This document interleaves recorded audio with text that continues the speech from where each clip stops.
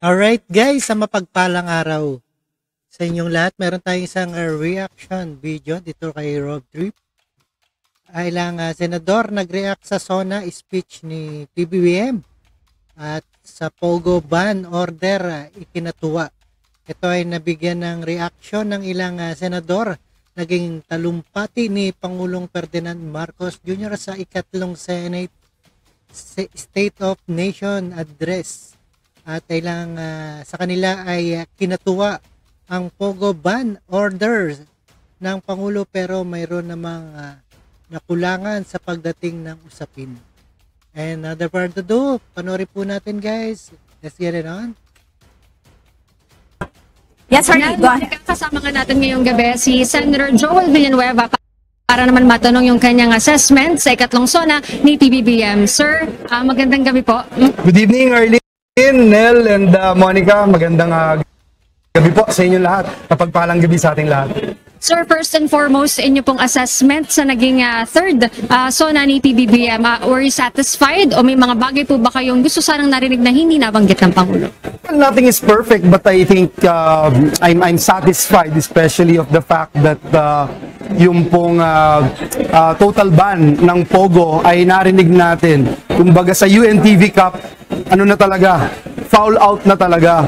Hindi na talaga po pwedeng mag-exist. And the President gave an order before the end of the year. So you're talking about less than 6 months, 5 months. No? And I think that's enough time to for the transition period. In fact, this morning we were with Secretary Benny Laguesma in the Senate, and I talked to him about it because that's my wish list.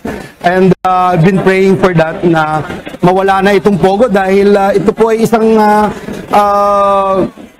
nagsasabog ng lagim sa ating lipunan, nagpupush sa ating mga kababayan na maging swapang, maging greedy, and dala-dala nito yung prostitution, dala-dala nito yung money laundering, dala-dala nito yung mga nakita natin sa mga hearings o pagdinig doon sa Senado, no? May mga torture, etc. Napasok na yung mga government agencies. So, ito yung about time na, and I thank God na their days are now numbered.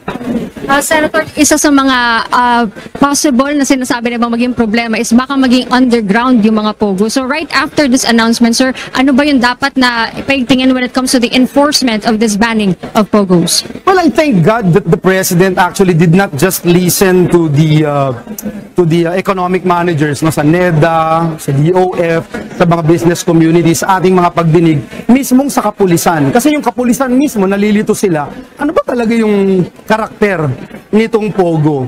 Yung karakter ng online gambling, that's something that I really wanted to hear. Sana pati yung online gambling binan, no? Kasi, for example, kung ikaw ay nasa casino at nalulung ka sa masamang bisyo ng pagsusugal, hindi ka na papapasukin eh.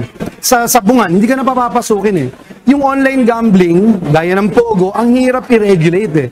Yung online gambling, nakakapasok sa loob ng bahay, hindi alam nung magulang, nakapasok na o naluluna sa masamang bisyo yung kanilang anak, and it destroys the family, no?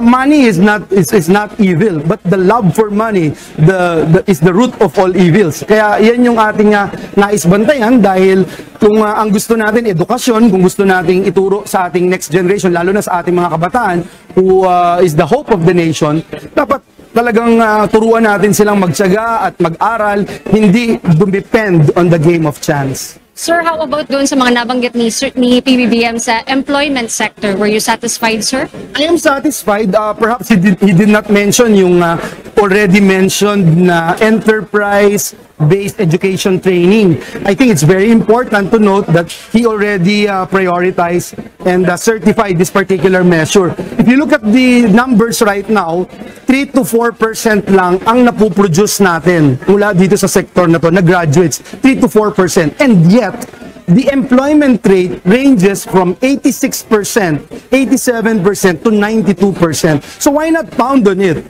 So ito po ay nasa plenaryo na, and we have sponsored this measure, and hopefully we'll be able to pass it as soon as possible before we tackle the national budget. So before I let you go, I'll pass it on to Nel and Monica. Baka po meron kayong katanungan kay Senator Joel Villanueva. Hey, ma'am. Magandang gabi po, Senator Villanueva. This is Monica.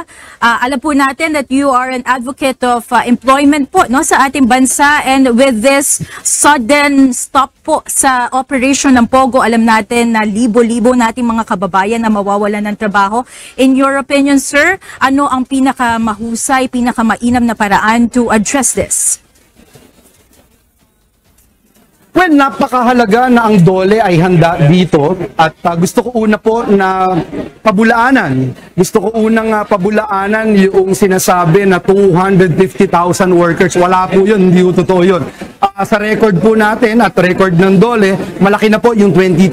No? And importante yung transition period, hindi natin sila mapabayaan, hindi natin sila mawalan ng trabaho. Kaya yung binanggit na time frame ng ating Pangulo, I think is just about the right time para ma-transition sila, ma-profile sila, ano man yung po pwede nating gawin. Napasa na po natin yung trabaho para sa Bayan Law at meron na rin pong inayos na tapos na rin po yung IRR, yung Implementing Rules and Regulations. That means we are able to come up with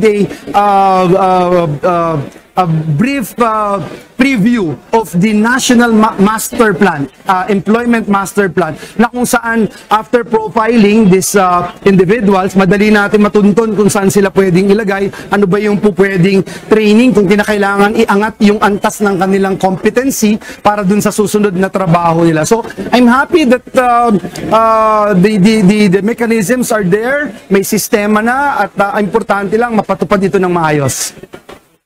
At pagbubukas po, Senator, ng 19th Congress, ano po ang immediate na concern o immediate na pagtutuunan ng pansin ng Senado as far as mga bills po are concerned? Alam na alam ni Arlene na hindi na ako majority leader, but we were talking with the Senate President kanina, and he made mention a couple of bills, and one of which is the enterprise-based training program. Napakahalaga po nito. Ang Pangulo i-certify na po ito. Yung create more to encourage more investors, create more jobs, etc. And then yung mga low-lying fruits, no, yung reciprocal access agreement, kailangan ma-ratify na ng Senado yan para maging ganap na treaty. Wala pa po sa amin yung bola, nasa executive pa, but I think it's very important na yan yung mga unang maipasa na po kaagad namin, yung Maritime Zones Act. Matulungan natin na talagang ma-strengthen yung ating position dito po sa ating West Philippine Sea. Maraming salamat po, Senator. Alright guys, napakinggan po natin at napanood dito sa ating reaction video ni Rob Trip dito kay Senator Joel Villanueva sa kanyang salaysay ukol sa Pogo, sa pagbaba ng order ng Pogo. Ayan, kinatuwa na ng mga ibang ating mga pamahalaan dahil maiiwasan na ang gulo ng ating bansa na kumakalat na balita dyan. At maraming salamat sa panonood at pagkinig dito kay Road Trip, and see us again the next one, and peace out.